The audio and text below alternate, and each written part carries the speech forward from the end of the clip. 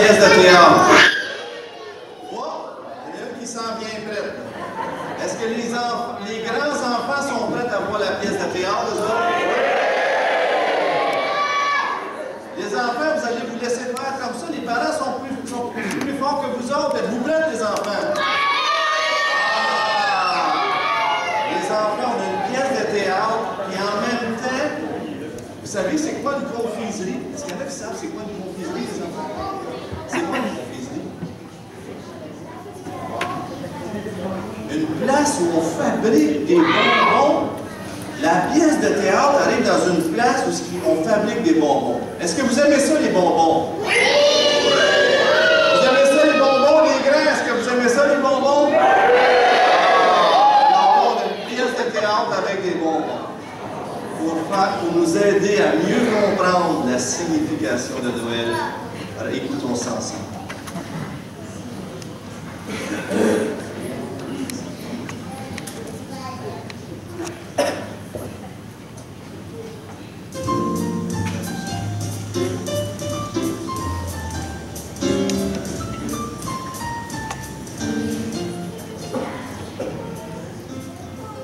Il était une fois, il y a bien longtemps ma foi, un confiseur au grand cœur.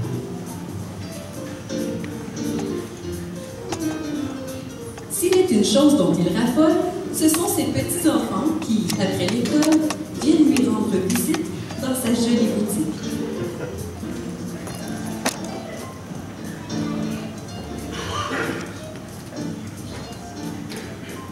Rosémée et Clément aiment l'arôme de vanille, de fraises et de myrtille, qui embaume la confiserie de grand-père en s'échappant des bonbonnières.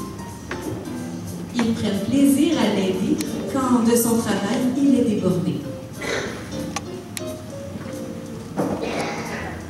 Aux alentours de Noël, la boutique du confiseur se fait toute belle.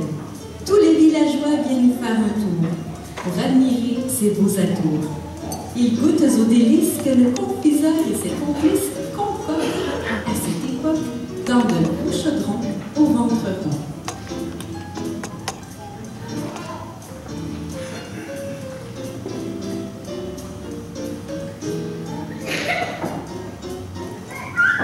Comme ça le met de bonne humeur, notre confiseur au grand cœur. Il garnit ses étalages pour les enfants de tous les âges. Il propose aux papilles gourmandes des confiseries en guirlande, friandises de toutes les couleurs, sucre d'orge en forme de cœur, nougat et pralines, jujubes et draguées, réglisse et chocolatines, caramel mou et fruits déguisés, macarons gros comme des ballons. Autant de plaisirs savoureux pour les yeux et le bedon. Il est habile, ce confiseur au grand cœur. Tous les ans, Rosémée et Clément savent que grand-père organise un événement. Il invite du village tous les enfants à une soirée féerique où douceur et musique accompagnent une histoire véridique. Les enfants ont tellement hâte à cette soirée qu'ils en rêvent toute la nuit.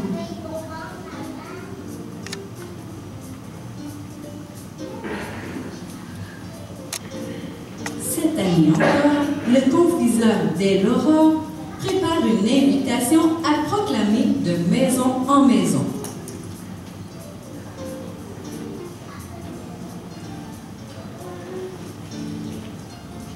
À midi sonnant, il envoie Rosémée et Clément porter son message à tous les enfants du village.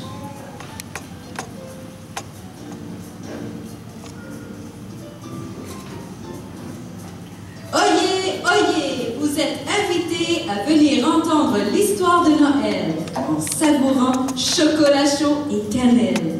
Demain soir à 7 h, vous attendra le confiseur. La porte sera ouverte pour vous, garçons et fillettes.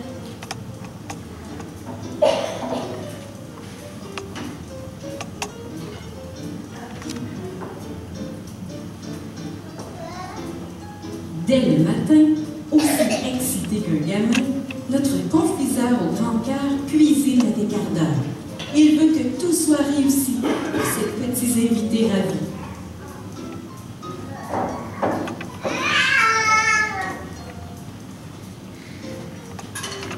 Le soir, à 7 heures pile, devant sa porte font la file ces chers trésors en pyjama, emmitouflés dans leur parka, tuques calés jusqu'aux oreilles, chauds de bottes pour leurs orteils, mitaines pour leurs petits doigts et foulards pour leur nez froid. Le confiseur, chaleureusement, accueille chacun des enfants. Ils débordent de joie en voyant leur joli minois.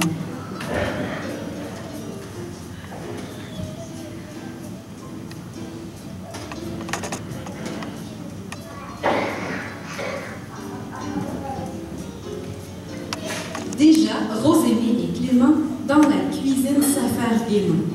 Ils préparent le chocolat chaud qu'ils dégusteront tous tantôt.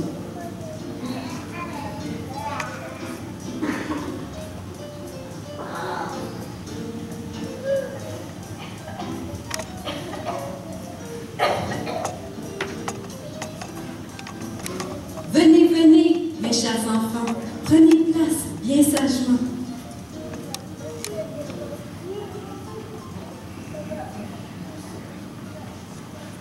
L'histoire que vous entendrez de la Bible tirée. Elle raconte comment ici-bas est venu le Fils de Dieu, le Sauveur Jésus. Un jour, dans le pays d'Israël, Dieu a envoyé un fidèle messager. C'était l'ange Gabriel. Il s'est rendu en Galilée auprès d'une jeune demoiselle fiancée à Joseph, humble charpentier. Ce Joseph était de sang royal, mes amis. Du célèbre roi David, il était le descendant. Mais des rois, il n'y en avait plus dans le pays. Et les Romains gouvernaient maintenant. L'ange est entré dans la maison de cette jeune fille qui s'appelait Marie. Il lui a fait cette salutation, devant ses yeux tout sourds. « Réjouis-toi, Dieu le Seigneur t'a fait une immense faveur. Il est avec toi chaque jour, chaque heure. » Marie était bouleversée, c'est peu dire. Qu'est-ce que ces mots pouvaient signifier? Elle n'a pas eu le temps de beaucoup réfléchir que l'ange aussitôt l'a rassurée. « Marie, n'aie pas peur. Oui, par toi viendra le Sauveur. Tu deviendras enceinte d'un garçon, Jésus sera son nom. Il sera appelé Fils du Très-Haut. Il sera grand. Il régnera sur Israël éternellement. Dieu lui donnera le trône de son ancêtre David et il ne finira jamais ce règne splendide. » Intriguée, Marie a demandé à l'ange comment tout cela allait se réaliser. Devenir enceinte comme ça, c'était plutôt étrange, puisque Joseph ne l'avait encore pas touché. L'ange Gabriel lui a répondu. « Le Saint-Esprit de Dieu viendra sur toi, comme une ombre. La puissance du Très-Haut te couvrira. Il sera saint, l'enfant qui naîtra. Fils de Dieu, on l'appellera. » Marie n'a pas discuté. « Je suis la servante du Seigneur, a-t-elle repris. Que Dieu fasse pour moi tout ce que tu as dit. » Et l'ange s'en est allé. Joseph a su que sa fiancée, sa belle Marie, était enceinte, mais pas de lui. La colère et le chagrin dans son cœur étaient mêlés à l'idée que Marie l'avait trompé. Joseph a voulu annuler leur projet de mariage. Mais qu'allait dire leur entourage? Il tournait et retournait tout ça dans sa tête fatiguée, quand la nuit, en songe, un ange l'a visité. « Joseph, fils du roi David, n'hésite pas à épouser Marie, car l'enfant qu'elle attend vient du Saint-Esprit. Ce sera un garçon. Jésus sera son nom. C'est lui qui va sauver son peuple de ses péchés. » Au matin, Joseph s'est réveillé soulagé et heureux. Peu de temps après, ils se sont mariés tous les deux. Dans le village, je crois que des rumeurs ont circulé, mais le couple a fait de Dieu la volonté. En ce temps-là, César Auguste était l'empereur de Rome et gouvernait des centaines de milliers d'hommes. Un jour, il a décidé de compter les sujets de son empire. Chacun devait aller dans sa ville se faire inscrire. Joseph est parti de Nazareth avec Marie, qui était enceinte jusqu'aux oreilles. Si. Il s'est rendu à Bethléem, ville de ses ancêtres. Ils ont parcouru des dizaines de kilomètres, à dos d'âne ou à pied. Marie devait être épuisée. Ils sont arrivés à Bethléem comme beaucoup d'autres gens. Ils n'étaient pas les seuls à venir pour le recensement. Mais pour eux, pas d'auberge, de gîte ou de chambrette. Tout ce qu'ils ont trouvé, c'est une étable pas vraiment proprette. C'est dans cette étable que Marie a eu son bébé. Un petit garçon tout frais, tout fripé. Un bébé fragile que Marie a bercé en chantant et que Joseph a aimé dès cet instant. Pendant ce temps, dans un champ, sous le firmament sans voile, parsemé d'étoiles, des bergers gardaient leurs troupeaux en se tenant éveillés en jouant de leurs pipeaux.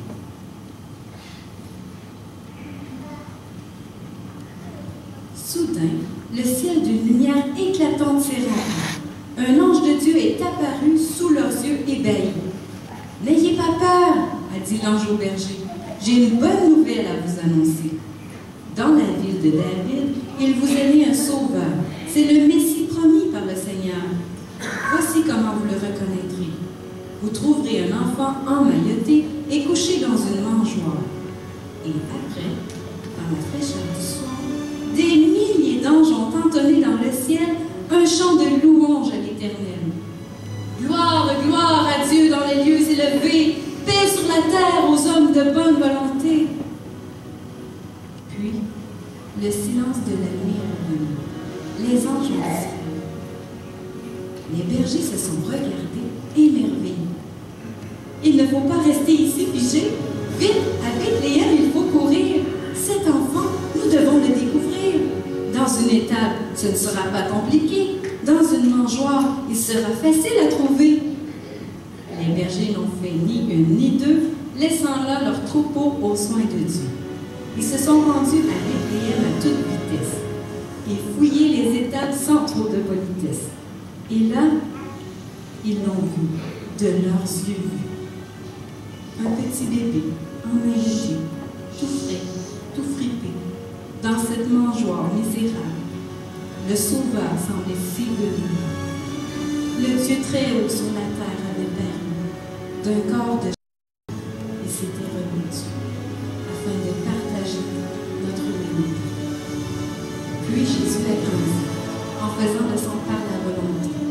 En fait, la raison de sa venue sur la terre était de nous sauver. Puis un jour, oui, Jésus est mort sur une croix. Par amour, il a donné sa vie pour vous et moi. Ah, mais 3 jours après, il s'est relevé de la mort, car en toute chose, c'est lui le plus fort. Mais ce n'est plus l'histoire de Noël, mes amis. Me voilà rendu à part. Alors je m'arrête ici. Mais rappelez-vous bien ceci. Cet enfant né dans une crèche la nuit était le Dieu créateur, revêtu d'humanité. Et son histoire, ce soir, j'ai voulu vous raconter.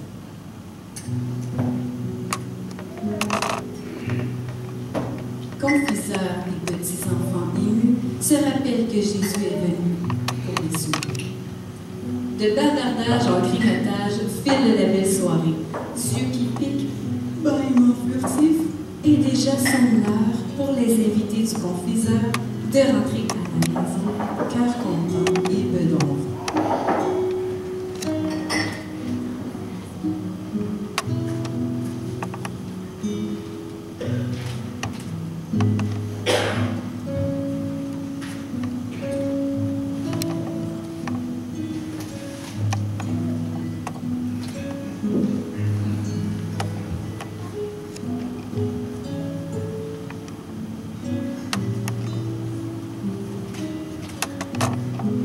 Mais la journée n'est pas finie, même si les invités sont partis.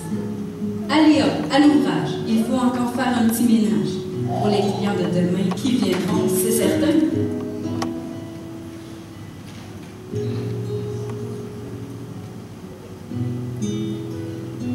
Mais Rosémile et Clément, comme ils sont charmants, s'endorment sur le plancher, épuisés de leur soirée.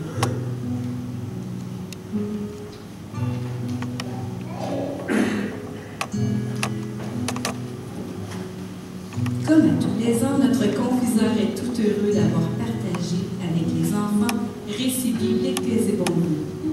Mais comme à tous les ans, il est aussi un peu triste et dans son cœur, un chagrin persiste. Un désir gros comme ça l'habite depuis des années. Il voudrait bien trouver un bonbon à inventer, une friandise toute nouvelle, spécialement pour Noël, pour rendre à Jésus bel hommage, comme l'avait fait le roi Mage.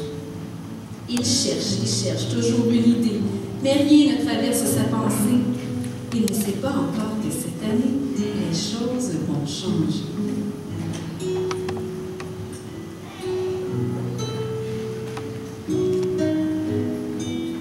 Le confiseur, un peu fatigué, s'assoit quelques instants dans son fauteuil préféré.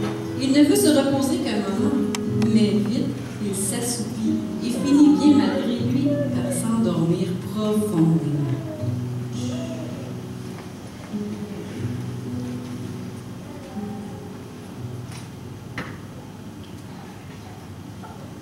Notre confiseur fait alors un songe bien étrange. Dans son rêve, il y a des anges.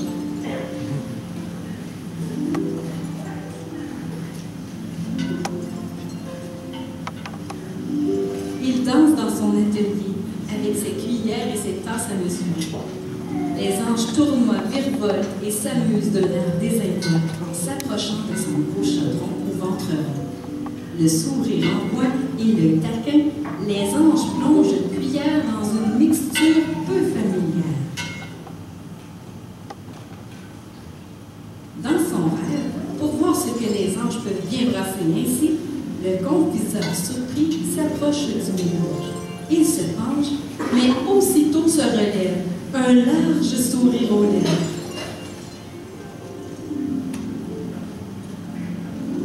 Vers le chaudron, il tend la main et soudain se réveille. D'un bond, il est sur ses pieds, mais la voilà son idée, celle qu'il cherche depuis des années. Il sait maintenant quelle gourmandise à Jésus saura rendre faveur exquise. Le confiseur est tellement content qu'il en oublie le temps. Dans sa confiserie, il allume fourneaux et lumières et sort chaudrons et cuillères. Vite, il enfile son beau tablier et se met au travail avec doigté. Il travaille toute la nuit, des idées bourdonnent dans son esprit.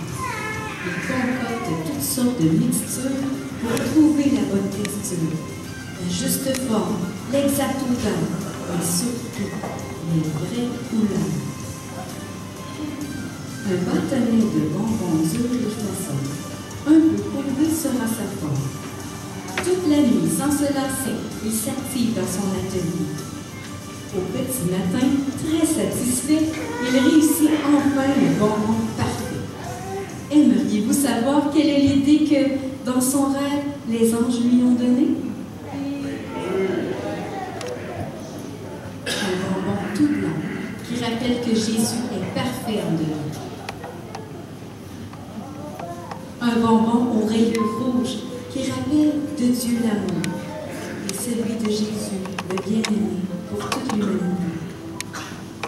Un bonbon aux rayures vertes qui rappelle l'espérance offerte à ceux qui placent en Jésus leur confiance pour pardonner leur désobéissance.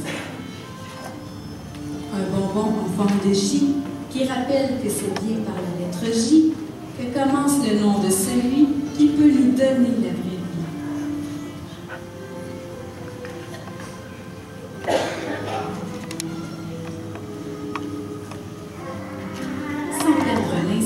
Le confiseur réveille Rosémie et Clément et leur montre son nouveau bonbon.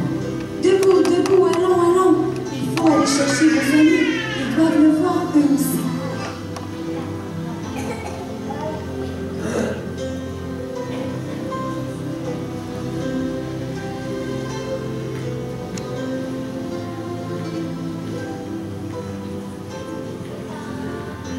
Émerveillés par cette magnifique création, les deux enfants parlent les sans compte et ramènent filles et garçons à la confusion.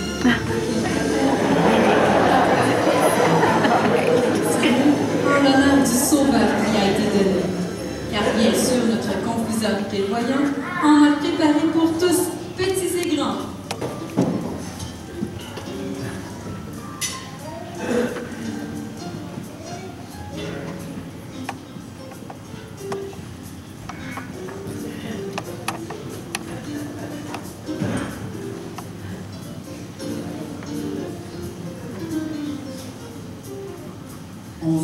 qu'avec les années, cette belle histoire fut oubliée et que ce bonbon tant besogné au fil du temps s'est transformé. Une simple décoration il est devenu, et de toutes les couleurs en plus. À une carte de Noël, on l'associe de plus belle. Pourtant, quelle profonde signification il possède ce bonbon. Dorénavant, illustres invités, au moment de le déguster, sachez à chaque fois le remettre à l'endroit. Et n'oubliez jamais que le J du confiseur est un bonbon venu du cœur.